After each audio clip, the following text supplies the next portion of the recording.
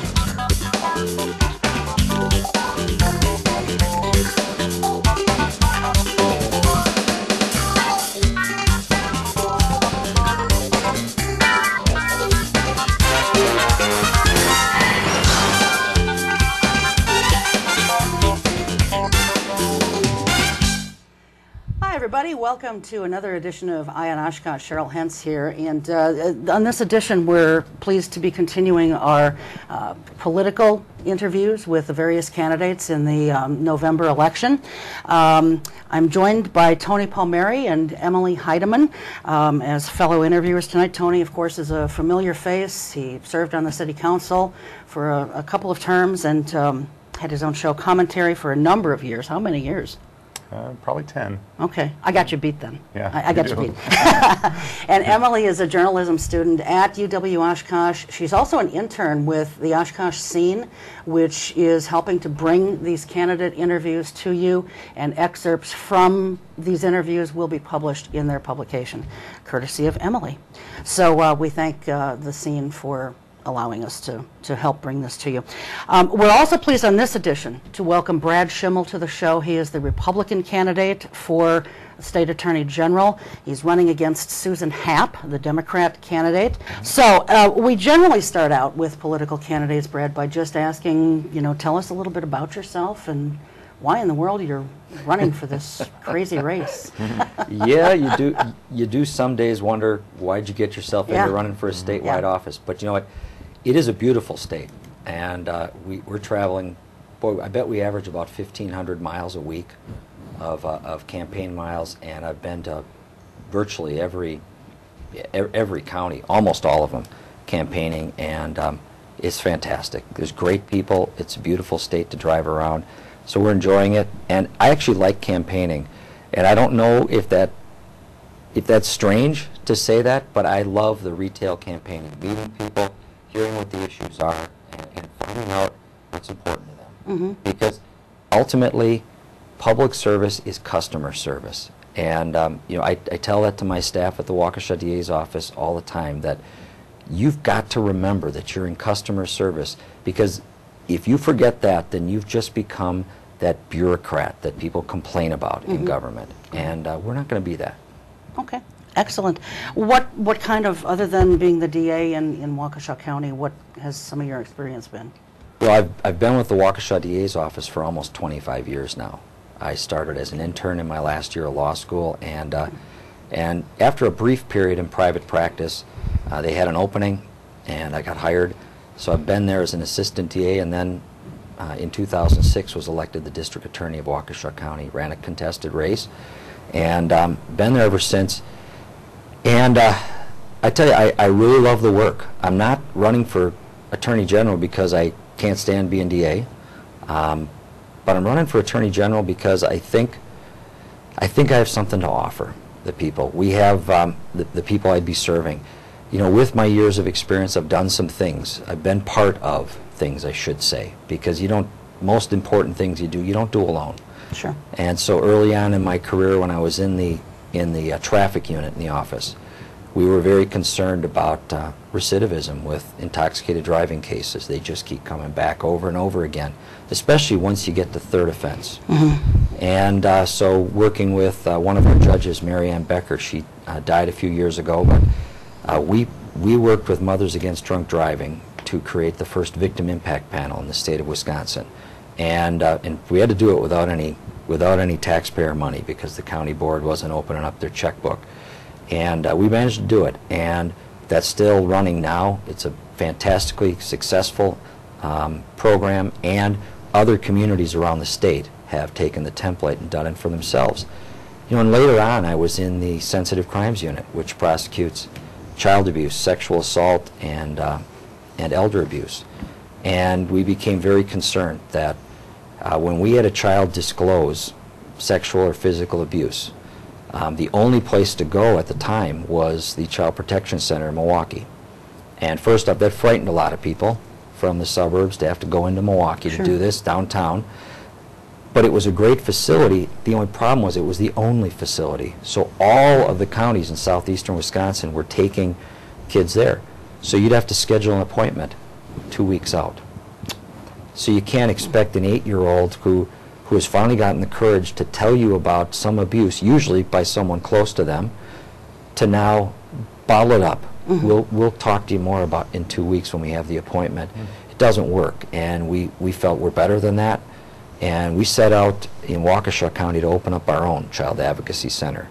And we drove, it was actually on election day in 2004. We drove up to Minneapolis for a conference to learn how to do it, the Nuts and Bolts Conference.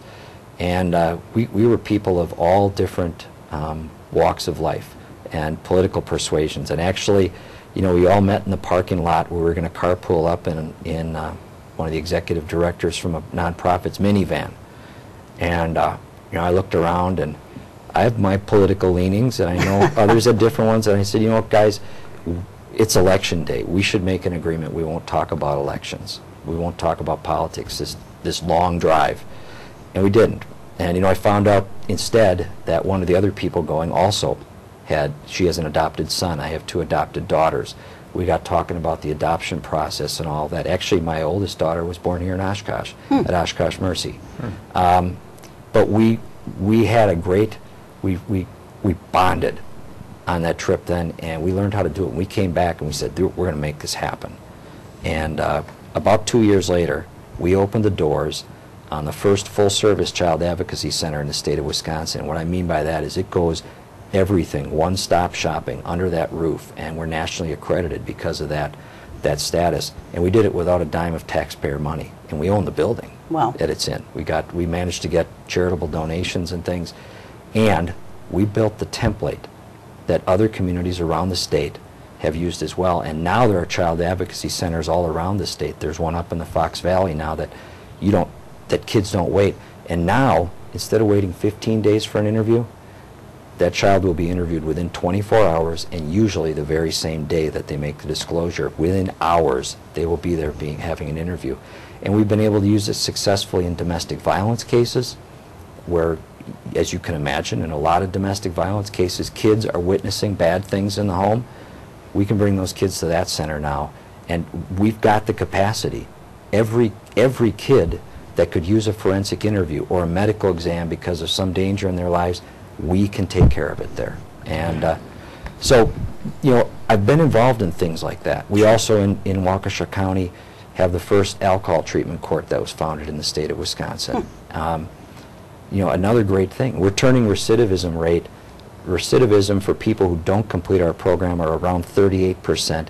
If you've completed our program, it's under 10%. For recidivism. That's very good. That's very impressive. You know, and it's a program that isn't that expensive to run. Most of the people in it, 3rd and 4th offenders, most of them still have jobs. They're able to pay part of the fee to be in it, and when they're done, they look back and they say it was a great investment. Sure. Thank you. Can I ask a question, Cheryl? Yeah, go right ahead. Just speaking of drunk driving, let's say, Wisconsin, I believe, is the only state in the nation where the first offense is not at least a misdemeanor. Is that correct? It is. Do you think it's time to change that? You know, we don't know the answer to that yet. And this is something, you know, I serve on the Wisconsin District Attorneys Association Executive Board. And every biennium, the legislature has a bill where someone proposes making first offense OWI a crime. And every time they get the fiscal estimate and they run away. I mean, it's been Democrat legislatures and Republican legislatures alike. And every time the flaw in the process is that no one investigated whether it would help public safety. And the WDAA, the District Attorneys Association, we've urged them every time, do this. You've got 49 other states that have run this experiment already. They're the incubators. Why don't you check and see if when they changed their law, public safety improved, if the number of crashes went down, then, and that's really the number you've got to measure. Because the arrests part, that number can ebb and flow based on how many law enforcement officers you put on the street. You've got to look at crashes. If they just look at those simple numbers, we could find out. If it moved public safety forward, we should make that investment. Mm-hmm. If it hasn't, then we should invest in things that we know do work, like alcohol treatment courts. How can you, as a Attorney General, get more counties to use treatment courts? What power what power would your office have that would allow you to do that? One of the big powers that the Attorney General's office has is the power of the purse string. Okay. Grants, many transportation safety grants go through the Department of Justice to administer, and we can make decisions about what makes sense.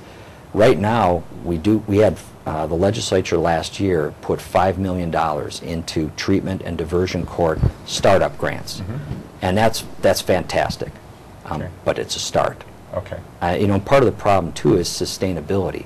These courts get started on the grant, but then the grant gets you 2 or 3 years in, and now you've got to figure out how you're going to pay for it.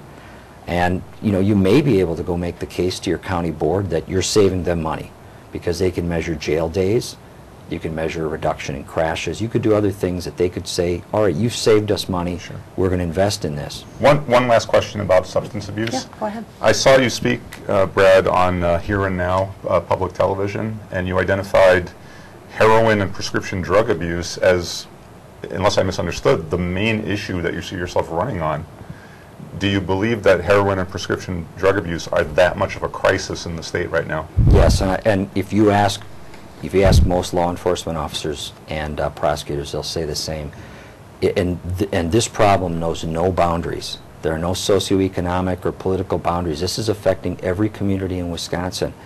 And we have seen in the course of the last 8 or 10 years the number of deaths from drug overdoses quadruple in Wisconsin, and that number keeps climbing.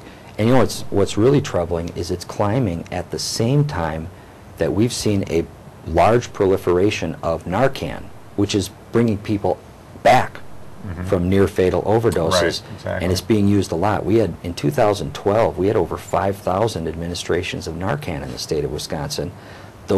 Can you imagine if we had 5,000 of those people die because that wasn't available, but at the same time, the deaths are still climbing? I mean, we're making progress, but we're not gaining ground. So what would you as Attorney General do? Well, we've got to approach this from a multifaceted approach. And one of those approaches would be drug treatment courts. That is one thing that we know works, because once people are addicted to these drugs, these are opiates. We're talking about heroin and synthetic heroin, essentially. And just so everyone watching is clear, we're talking about OxyContin, oxycodone, Vicodin, Percocet, hydrocodone, all of these drugs that doctors do prescribe for pain. But these are highly addictive, and they can be deadly. About half of the drug overdose deaths are coming from the prescriptions alone. The other half are heroin. So one of the approaches is drug treatment court, because once people are addicted to this, the old ways of resolving drug problems aren't working. The old standard probation isn't doing anything. People are doomed to fail on it. So when you're addicted to these drugs, you're eventually going to prison. Sure. So what you want to do is maybe not necessarily decriminalize it, but maybe ease up a little bit so people that are addicted to opiates and heroin can receive the proper treatment. Is that what you're saying? No, it's not. What we need to do is we need to focus on this approach from a number of aspects. One of them is drug treatment courts. For people who are committing nonviolent property crimes, we've learned the hard way that we can send them to prison for a couple of years, they will come out no different, because nothing in their brain has changed, nothing in their behavior patterns has changed, and they get out and they fall back into that same use. And oftentimes then that use is deadly, because when they've gone cold turkey without their drug for years, they come back and want to use it the same way they did before they went in, and they die. We have to stop that. That isn't working. Drug treatment courts do work. So you take nonviolent property type crimes, you take those folks and you give them the opportunity in drug treatment court. And really the system doesn't lose anything by doing it.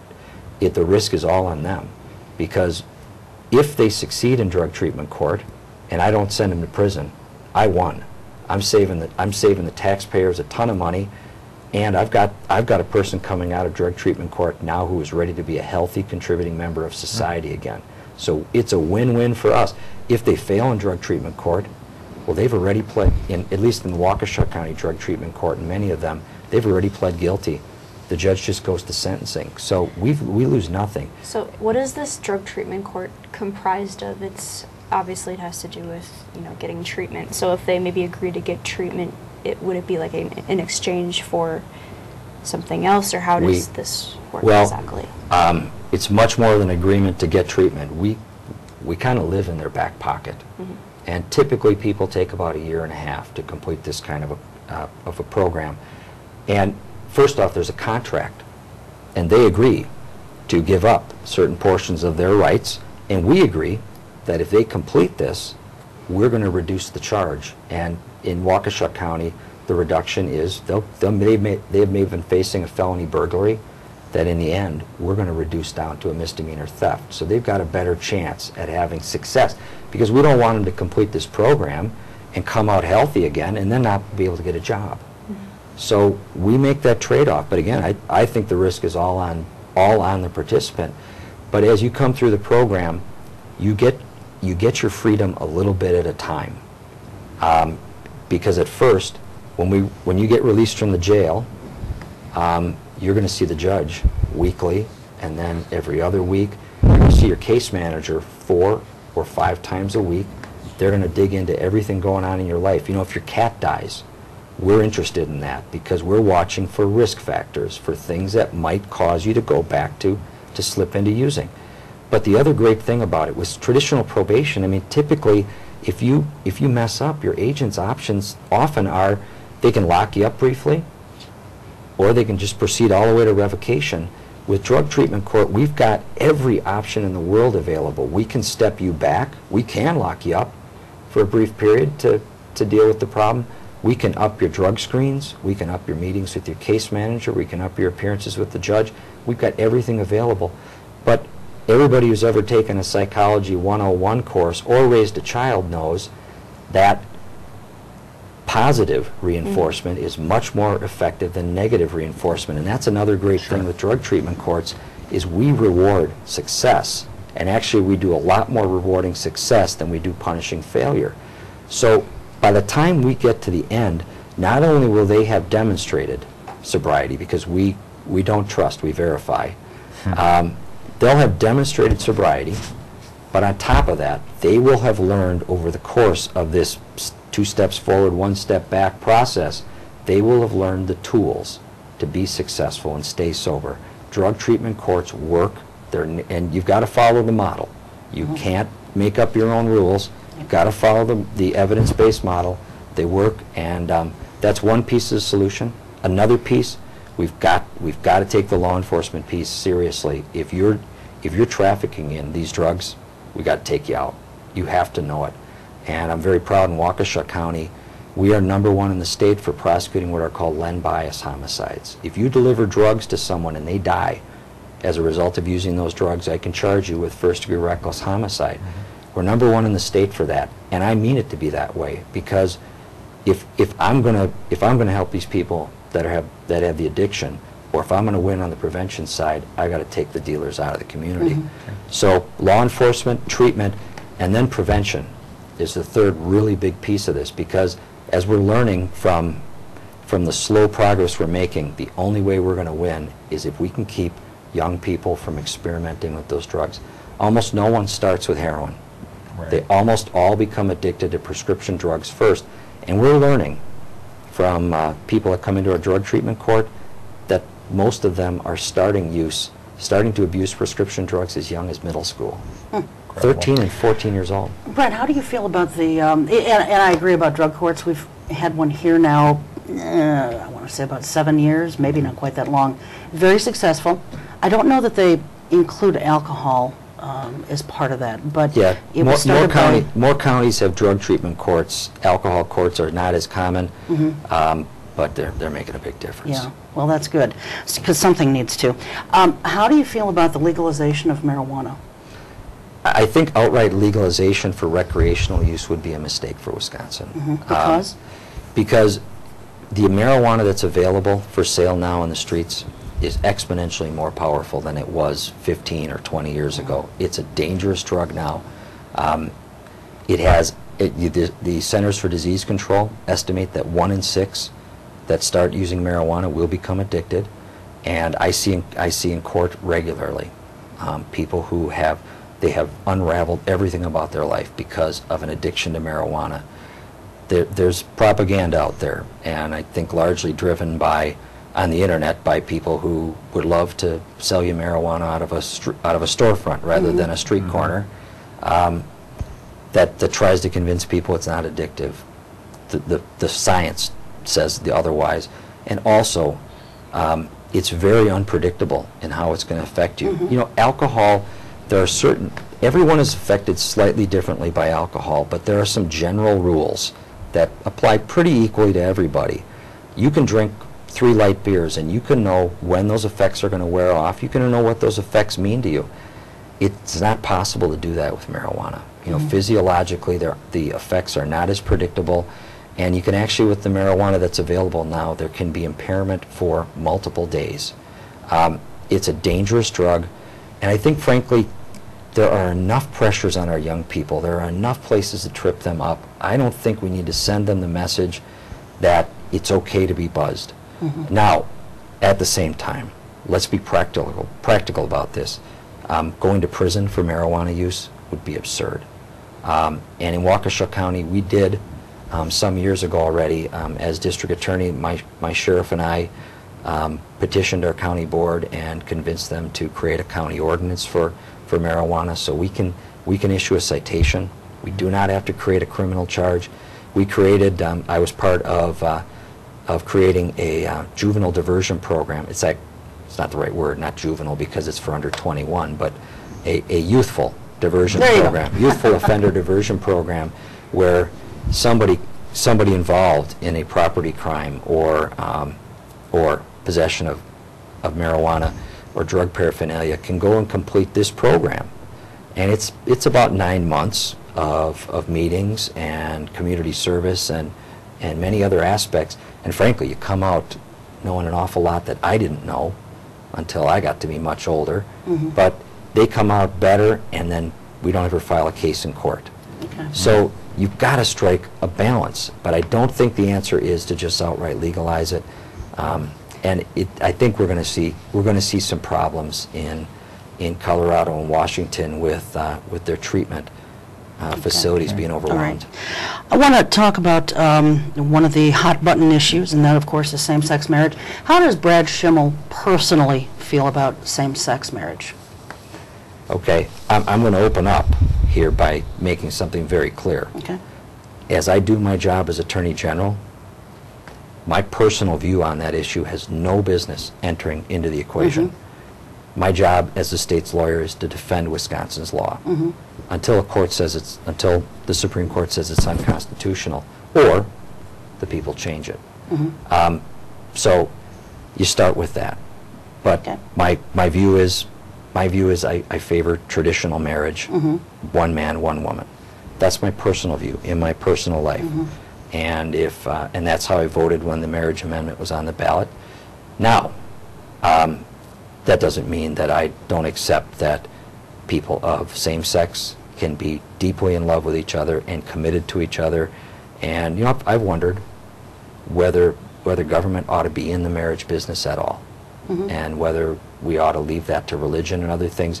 But again, those are decisions that are made by the legislature. Again, haven't you said, Brad, and correct me if I'm wrong, that you wouldn't even defend the state's domestic partnership law? I did say that once. However, an interview occurred. We were actually talking about different topics. It came up, and I made a mistake there. So you would support that? I would. Okay. And actually, I got out of that interview, and I began thinking, my reason that I gave the answer there, and it kind of came out of, it caught me by surprise. I knew that the current Attorney General wasn't defending it, and I thought, well, okay, there must be some reason why he's concluded that it conflicts with the Constitution. But I did some research after I got out of that, and I changed my position on that. There was no indication in any law anywhere that said that conflicted with Wisconsin's marriage amendment. All right. Therefore, the two can stand at the same time, and ultimately now recently our Supreme Court concluded exactly that. Okay. Yeah, because in an interview that you were to comment on the voter identification in Act 10, you said that the rule, as far as that went, Act 10 being declared unconstitutional, you said the rule of law prevailed in the courts today, and you also said something about defending the laws and not making them. So, right. Yes. So that is my position, and I had that one mistake I made briefly on the domestic partner registry, and I changed that position quickly, and I'll continue to have my default answer. Well, first off, it takes research sometimes before you answer an issue like that. But the default answer is, I defend Wisconsin's law. When a person goes out and hires a lawyer to represent their business, you don't expect that lawyer to show up in court and tell the judge, my client likes this, but I'm going to make a different argument, Your Honor. That's not what happens. And when Wisconsin elects their Attorney General, they expect you're going to be their lawyer. Right. I do agree with you, and I just want to interject here. I do agree with you that personal views should stay out of your position, simply because if you hold more of an objective point of view, especially when you're holding the Constitution, if you are defending the state constitution, right, then you wouldn't you would just want to remain objective, because demonstrating a bias wouldn't get you anywhere. And well, the interesting thing is, you might, if you've got an Attorney General that's picking and choosing which laws to enforce or defend, you might like that one day, but because there's one law that they're going to go off in a way that you appreciate, but the next day they may go a way that you don't like, and the problem is you can't control it. When the legislature is changing or writing the law, there are public hearings, there's warning, it takes a long time typically for laws to get passed, and you can influence the process. You could go actually potentially get a meeting with your legislator and tell them, listen, you got this one completely wrong. Here's the unintended consequence that's going to happen. When the Attorney General does that, he had no warning. Do you not worry, Brad, about being on what I'll call the wrong side of history on this issue? Judge Posner, who I'm sure you're familiar with, right, who was appointed by President Reagan, really lashed out at the Wisconsin prosecutors on this. Posner said it was tradition to not allow blacks and whites to marry, a tradition that got swept away. And again, this is a judge appointed by President Reagan. Sure. He said prohibition of the same-sex marriage is a tradition of hate and savage discrimination. Do you think Posner is wrong? That's an answer for someone else to decide. I mean, but I think that Judge Posner's position is a great reflection of how individuals in the judiciary and individuals in law enforcement as well should put aside personal views. And Judge Posner may have had different views once upon a time. I don't know. But if you had been Attorney General in, say, the 1950s in a state that did not allow interracial marriage, do you think the proper role of an Attorney General then was to not put himself or herself into the mix and say this is wrong? Yeah, it is. And I understand the argument. Your job is to uphold the law, even if it's something that we might look back in the future as absurd or something. Well, it might be distasteful to me. Okay. But right. I appreciate your answer. I've got to stay consistent with that as the state's lawyer. it's not my job to pick and choose. Okay. No, and I totally appreciate that, Brad. Truly, I do, and I respect you for that.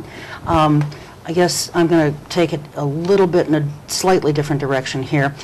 Certainly, if you were Attorney General, would you feel comfortable enough going to the governor, whoever he or she may be, and say, you know, look, this issue is losing ground every time you turn around.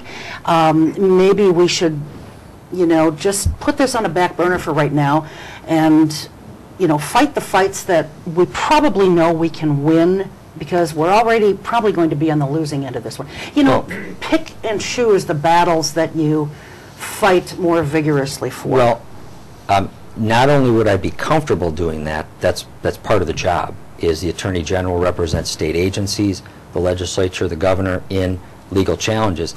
And lawyers, you know, you hired lawyers for two different reasons. You know, sometimes you're in trouble and you need to defend against that trouble. But oftentimes, your lawyer's job is to keep you out of trouble. Mm-hmm. And so certainly, the Attorney General should be advising the legislature and the governor on the likelihood that this argument's going to be successful, or perhaps the likelihood that passing a particular law is going to bring on a whirlwind of lawsuits, and here's what's happened in other states, you know, you name it. That's part of their job, is that advisory role. Absolutely. Yeah, because Wisconsin and Indiana just lost another round today, as I'm sure you know. Right. And I think the only one that's won recently was Louisiana. Yeah. And that was yesterday, I think, but, or earlier today or something. But this all has to move to the U.S. Supreme Court, because there are differing opinions around the country, mm-hmm. and you know, this is a giant constitutional issue. This is a federalism question. Mm-hmm. This is a question that we have to go back and determine, what did the Founding Fathers intend? Because you've got competing amendments. The 10th Amendment says everything that's not specifically discussed in this Constitution as a federal power belongs to the states. But then you do have the 14th Amendment Equal Protection Clause that there is a legitimate non-frivolous argument mm-hmm. to be made there as well. Sure. So you've got two non-frivolous arguments. The only way you're going to resolve that is when the Supreme Court takes it up. And that's why the seventh, well, I don't know what's in their mind, but most of the legal pundits conclude that the Seventh Circuit Court of Appeals fast-tracked this case so that it could be ready in time for the Supreme Court to join it next spring. Sure. Voter ID is another big hot-button issue, mm-hmm. you know, and I know that you've said you'll defend that also. How will you, Brad Schimel, as Attorney General, decide which pieces of legislation you'll defend against, which ones you'll maybe challenge, or which ones you'll sign a friend of the court brief on? Well, first off, in terms of challenges against Wisconsin law, if there's any non-frivolous argument that can be made to defend the law, then my job is to defend it. Okay. But you know, right now when I go to court and as district attorney, and if I've got a search that police did that I think is dicey, I'm not going to go in the courtroom and blow smoke up the judge's robe here that this was a perfectly legitimate thing. I'm going to be honest with the court about the facts. I'm going to be honest with the court about the law, and let the judge make a decision based on the truth being presented. And it's not a game when you're prosecuting a criminal, and neither is it a game when you're talking about whether laws mm-hmm. conflict with the Constitution. But you know, when you ask, how would you make the decision? Take one law that's still on the books, the adultery law in Wisconsin. It's still, according to the statute, a crime to commit adultery. But the courts have already examined that and said that law is unconstitutional. Just no legislator wants to lead the charge to draft the bill to change it. But you know, that's plainly a law that is already decided. Mm-hmm. I won't defend that. But Cheryl's raising, I think, a really important point. There's so much cynicism in the electorate today that a Republican Attorney General will decide what to pursue based on what Republican interest groups want, be it Wisconsin Manufacturing and Commerce, Wisconsin Club for Growth, the Tea Party, or whatever. A Democrat Attorney General may listen to labor unions or other liberal interest groups. How can you assure the public that you are or will be a completely independent Attorney General who is not looking for guidance Right. from any special interest out there. That the Constitution of the state of Wisconsin and the U.S. Constitution are truly what will guide your actions. You know, it's interesting that, to me at least, that mayors and county board supervisors are nonpartisan elections Right. in the spring, where district attorney, sheriff, attorney general are partisan elections in November. That, you know, mayors and county board supervisors make policy. They make law.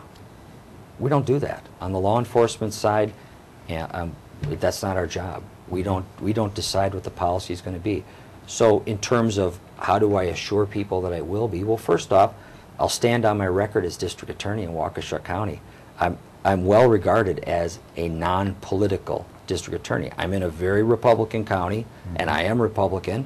However, when I walk into the office to do my job, I check my politics at the door, and I do what is the right thing on each case that's in front of me. And my resolution when I got elected district attorney, my promise to the people of Waukesha was, I'm going to do the right thing. And if that's a politically unpopular thing that doesn't get me reelected, then I'll look for a different job. And I'll say in support of what you're saying, I know that some of your critics in Waukesha have been conservatives who claim you haven't been tough enough on the open records law.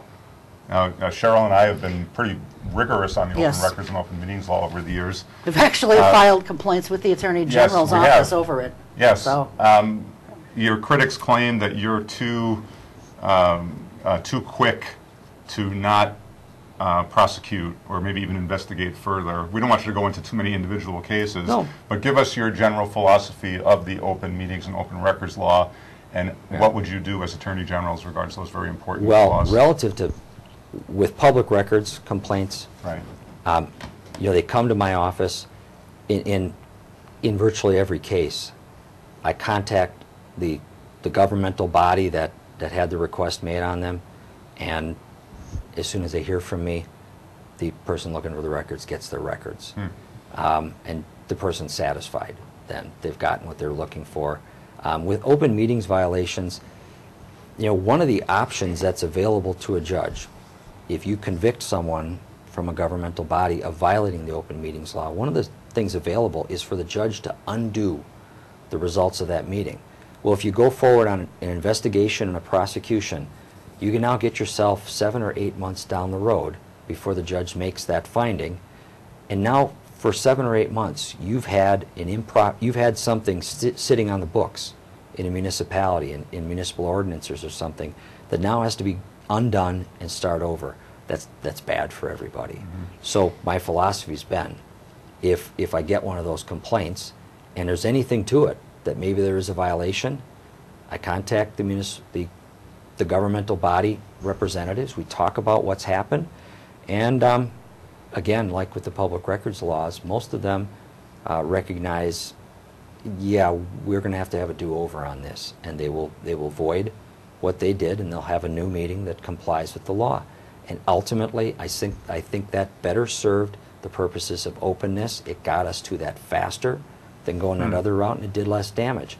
If I had somebody that's recalcitrant and wasn't going to fix things quickly, wasn't going to remedy the problem promptly, we'd be in a different story. But I just haven't had that because, frankly, the governmental bodies I've dealt with, they don't want the DA nosing around in their garbage. Well, So of course. with that said, obviously you want to advocate for more of an open government. Would you care to elaborate a little bit more Sure. on that? Sure. You know, the foundation of a successful democracy is an open government, that the citizens can access and can know what they're doing and why. So it's absolutely critical. Is our Now- government not a representative democracy, though, and not a direct democracy? Correct. But I'm just going to continue on. That is correct, yes. But it's critical that the citizens have access to see what their government's doing. And frankly, I think our open meetings and public records laws need to be re-examined. They were written at a time when there was no internet. There was no metadata that you could find behind information. There's no guidance in the public records law about electronic records, about emails. Can a public official appear for a meeting via Skype? There's no guidance. And so what we've been doing is we've been having single court decisions that keep addressing a single isolated issue, and they'll decide that without giving a lot of guidance to everything else. Take a great example in, in the city of Palatine, Illinois. Law enforcement agencies there, or the law enforcement agency there was putting parking citations on vehicles, and they were writing information about the owner of the car in the citations. It was determined that violated federal law, and the city of Palatine was on the hook for millions of dollars. As a result of that, now municipal attorneys around the nation have been advising their municipalities, hey, you've got to be very careful about what information you release about driver records.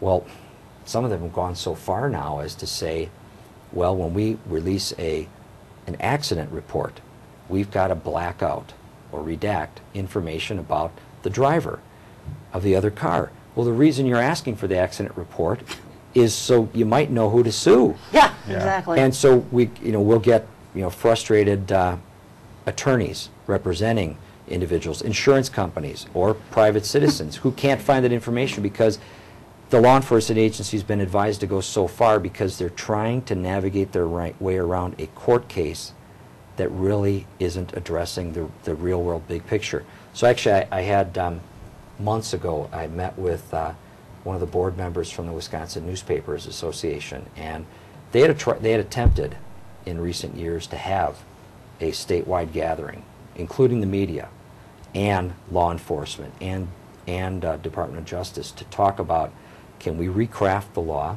not to restrict any access, but to maintain the current access but give better guidance. Because with law enforcement agencies, they'll follow the rules. Tell them what the rules are, they'll follow them. Mm-hmm. We had a high-speed chase in Waukesha County where 3 different agencies were involved in the pursuit, and all of them had squad cams. And the media, well, with the televised media, sometimes whether a story is interesting or not depends on whether there's video. Mm-hmm. So they requested the video. One law enforcement agency did no balancing test, did nothing, just released it. That's actually the wrong answer. Another agency did no balancing test and refused to release it. Again, the wrong answer. The third agency got it right, conducted a balancing test, and released portions of the video. But you got 3 law enforcement agencies dealing with the very same incident. They're all experienced agencies with smart people who all came up with different answers. And what's the balancing test in that? The balancing test addresses the public's interest in knowing the information against factors that might weigh against it. Like, for instance, when you release a report relating to an investigation, if there's information about a child on there, mm-hmm. we can under the law redact information identifying that child. We can redact personal identifying information, okay. Those kind of things. So you have to strike a balance, and you have to justify what you redact. Can I? Sure, yeah, okay. By all means, go ahead. Brad, in 25 years in the DA's office in Waukesha, you've probably been involved in thousands of cases, I imagine, sure. Right? Yeah. And you would probably agree with me that anyone who's got ill motives could probably take any number of those decisions out of context and make it look like you did something inappropriate. And you would probably find that to be, objectionable. And we shouldn't run campaigns that way, right? They've tried already. Right, exactly. Right. Now, your campaign has recently made much of the fact that your opponent, Ms. Happ, the way your campaign manager stated it, accused of cutting deals for an alleged child rapist who has financial ties to her family. I don't want you to get into the details of that, but her campaign, of course, will say she's been involved in thousands of decisions. Mm-hmm. This is being taken out of context. Do you think that raising that issue is going over the line, or is that what this campaign is going to be over the next month? Well, let's be clear. I didn't raise that issue. It was I didn't know about it till I read it in the newspaper. My campaign had no idea about that circumstance. The problem here, absolutely, there have been cases where I've been forced because of weaknesses in the case, sure, or the desires of the victim, or a combination of those things, where I've been forced to amend a child sexual assault charge. I've done it, of course.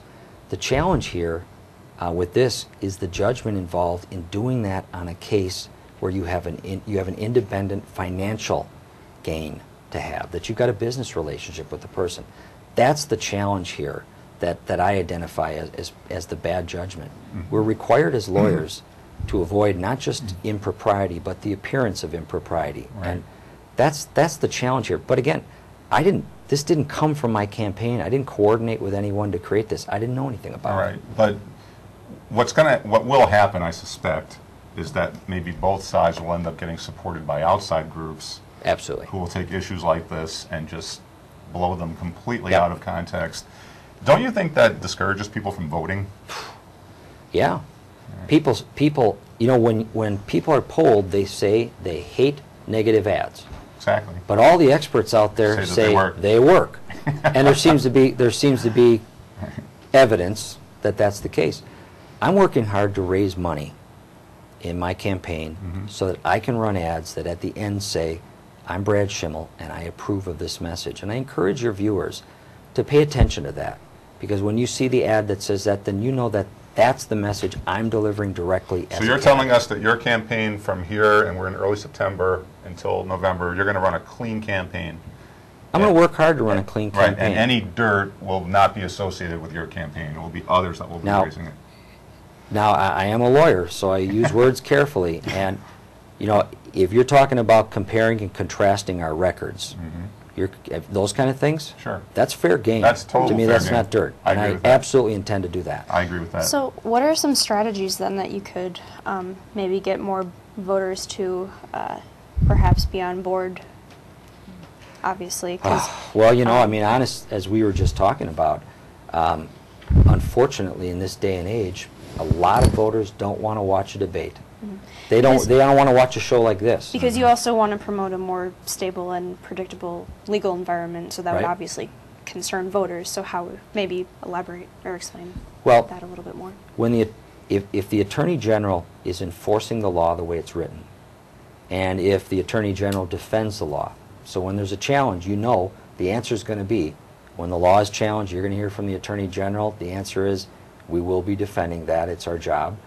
That helps create, and also the regulatory environment too, when businesses, citizens, everyone can predict that the regulatory agencies are going to be held in check to enforce the law the way it's written also. When they know that creates a more stable legal and regulatory environment. It's predictable, and you know, whether you're a farm owner, a farmer, a homeowner, a business owner, you name it, that's what everyone needs to make long-term decisions for their business, for their family, is to know what the rules are going to be unless the legislature changes them. We are very quickly running out of time, and there's so much that we have not talked about. I want to talk to you a little bit about your Internet Crimes Against Children plan. You know, how you plan to reform some of that prosecution and so forth. But before we get to that, one of the things, I want to talk a little bit about the sex offender registry, and that sort of ties in with that. One of the things that drives me crazy, Brad, about our registry is that anytime you see a missing child showing up on a national TV show or something, they right away go to a map that shows all the sex offenders in that area. Yeah. And that's fine on the one hand, but the other thing about that drives me bonkers is that those sex offenders may be a wide range of offenses. Everything from someone who really is preying on innocent children all the way to a teenage couple in high school who's having a little fun in the back seat of dad and mom's car. And I don't think that they're on the same level, certainly. No. And so why should those kids be listed on a sex offender registry? And I'm sure that there are some that are. As a prosecutor, I didn't, as a sensitive crimes prosecutor for many years, I didn't focus on those cases. Yeah. I didn't prosecute those as felonies because, you know, what you look at is whether you're dealing with two peers when you're talking about those high school relationships. If you're dealing with two peers, in spite of how loudly one of the sets of parents might be hollering, you still, it isn't a role for the criminal justice system in those kind of cases. Now, if there's alcohol or drugs are involved, if there's coercion, Sure. if one of the people involved has a disability or some other disadvantage, you name it. Yeah, that right, makes it a of different. course. That makes Sure. it a completely different situation. And you know, and sometimes it's a little misleading when you look at the records, because you'll see the charge was that this 17-year-old had sex with a 15-year-old. Well, the reason the prosecutor picked that charge is because you don't have to prove lack of consent. When, if you charge the forcible act of say a standard second-degree sexual assault under 940, if you charge that, you've got to prove the consent element. So you take the path of least resistance on that. But certainly you put that in. You put the evidence of the force in at trial for the jury to consider. So that I'm sure that does happen, but I'm not sure that, I don't think that's the majority of cases. Sure.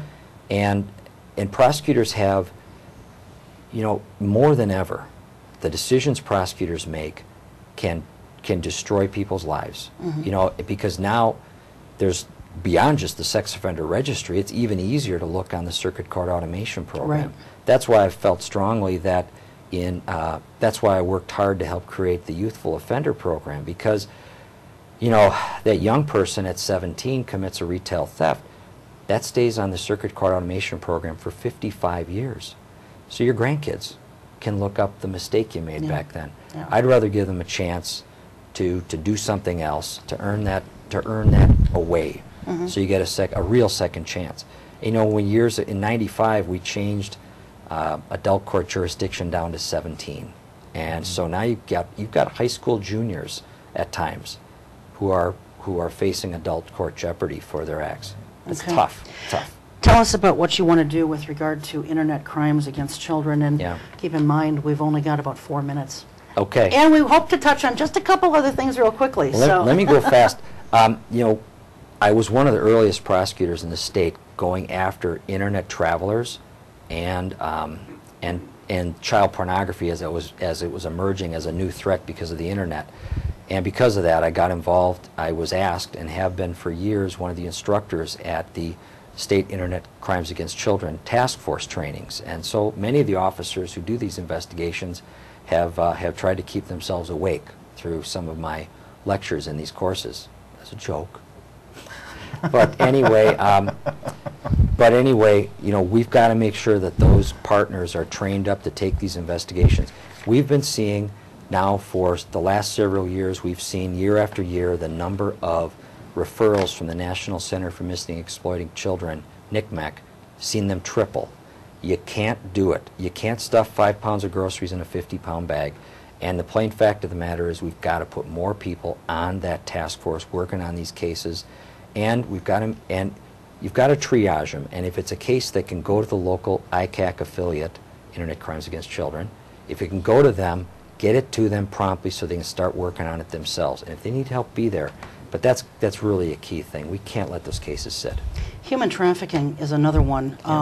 Briefly, just because I think a lot of viewers know what it is, but for those who may not, can you just briefly explain what human trafficking is and how you want to kind of crack down on that? It's modern-day slavery. And, you know, prostitution's always had an element of that coercion, but it's at a whole new level now where the people doing this exercise such incredible manipulation, such incredible emotional and psychological bondage over these victims that, I mean, there's almost like a Stockholm syndrome where they feel that they're in love with their offender. It's a huge challenge for us because these are not typical victims like we're used to, where that victim will come forward and now they'll work with us through the conclusion of the case. They first off are often reluctant to come forward at all because they're afraid that the criminal justice system won't protect them long term. And then once they're in the case, they often recant and they make it more difficult. They throw up roadblocks because they're so damaged emotionally and psychologically, and they're so afraid. So this takes a whole different approach than anything we've ever done. Okay, all right. 2 minutes. You guys Just got one quick anything? question on gun violence. We've had about 80 people killed with guns in the state just in 2014. The chief of police of Milwaukee, Ed Flynn, says there should be tighter controls on who gets a concealed carry permit. Do you agree with that? I think the controls for concealed carry permits are good, and we're not finding those shootings in Milwaukee. Mm-hmm. That's not as a result of people with concealed carry permits acting improperly. The violence that Milwaukee's experiencing is people who shouldn't even have a gun in the first place. What can an attorney general do about that? Well, we've got to make sure that we enforce the laws we have on the books, because there are laws that enable us to take gun offenders and lock them up, and we need to go after them. All right.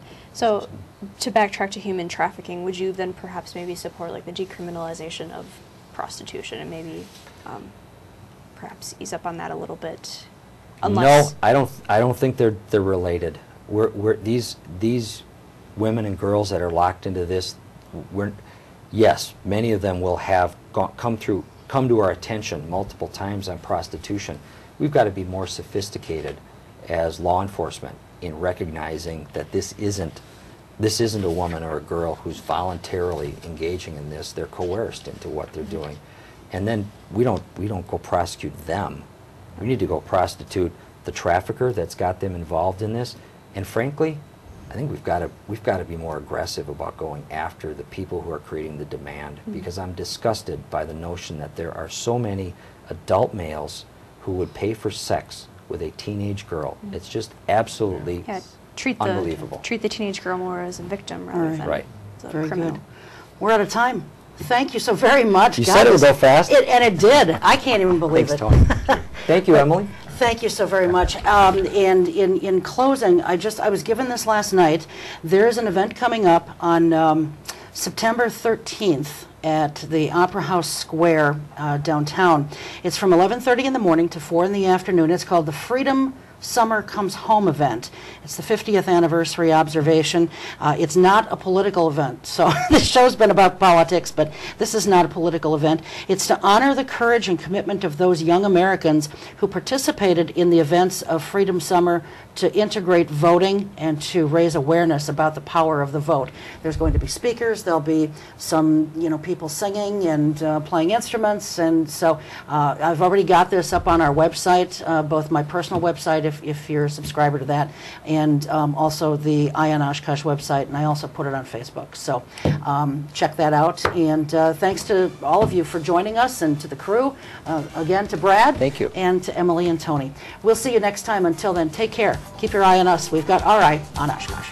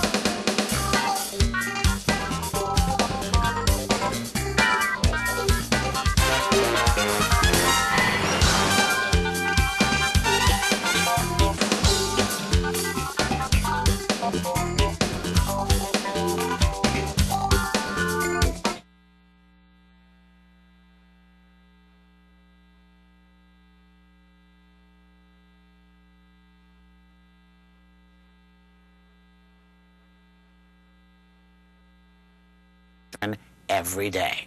They die because they are young and vulnerable. They die because, through no fault of their own, they're poor. They die because they suffer in the shadows. Their pain unseen by the rest of the world. They do not have to die. They don't have to die. But they do. 25,000 children. 25,000 children. Every day. My name is Joel Madden. My name is Mia Farrow. My name is Neil. My name is Lawrence Fishburne, and I believe... I believe. I believe. I believe. Believe. My name is Lucy Liu, and I believe that number should be 0. Believe in 0. Join the effort. Visit IBelieveInZero.org.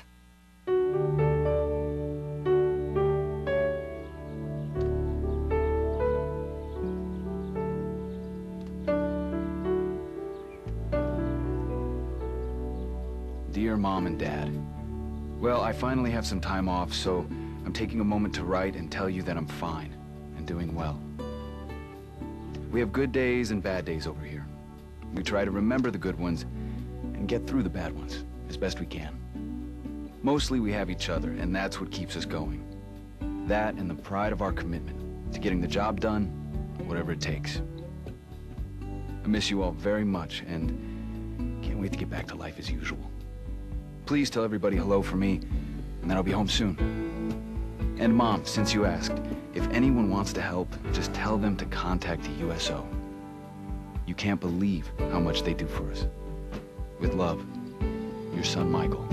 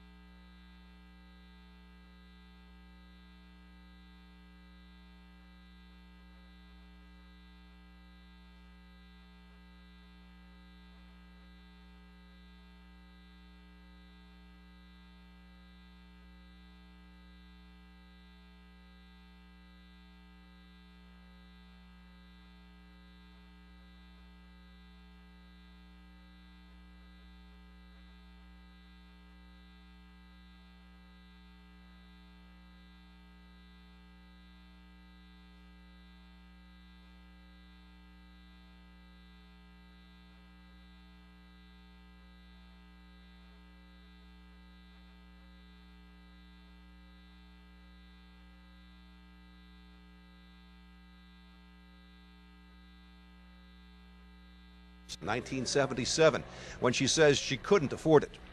She restored it, but flight and air shows. Julie Clark has made a life of proving naysayers wrong. When Julie's here, these books walk out the door. On a morning at Air Venture with writer Ann Lewis Cooper, she's autographing copies of the book that tells her story. Nothing stood in her way.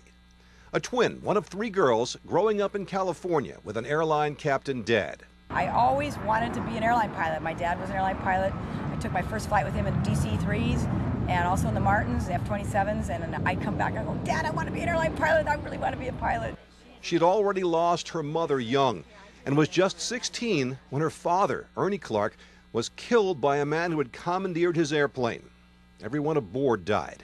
He didn't want to go anywhere. He just wanted to make himself a sensational death, but he killed 45 people in the process. It was very horrible. And locked cockpit doors became known as the Clark Act after Captain Clark.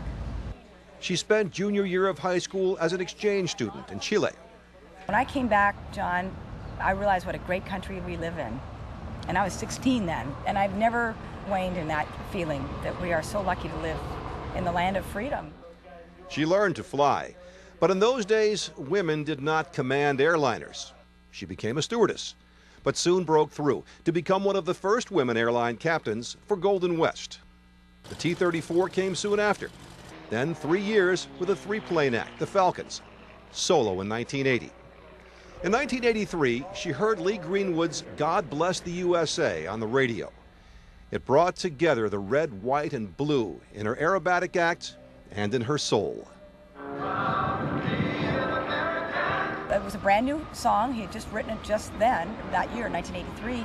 And I put it to music all that winter. It took me a year to choreograph it because I'm actually listening to the music as you are watching me fly. When you see your onboard film in my face, I'm actually singing to it too because I know right where I should be in the music. I've been flying the same song for 21 years. When people come up to me, John, after and they say, your act was so beautiful and it made me cry, that's telling me I've accomplished stirring their emotions about what it is to be where we are today as an American citizen. She's 57 now, retired after 27 years as a Northwest captain, but not about to quit airshow flying. I get asked this a lot, and Patty Wagstaff and I have even asked, do you think they ever ask a guy, how much longer are you going to do this? It's like asking your dentist, how long are you going to drill teeth? She's in the Pioneer Hall of Fame of Women in Aviation International. Her awards include the Art Scholl Memorial and the Bill Barber for showmanship. Showwomanship? She works out every day. My joke to my friends, I say, when somebody says, oh, Julie Clark's getting ready to fly.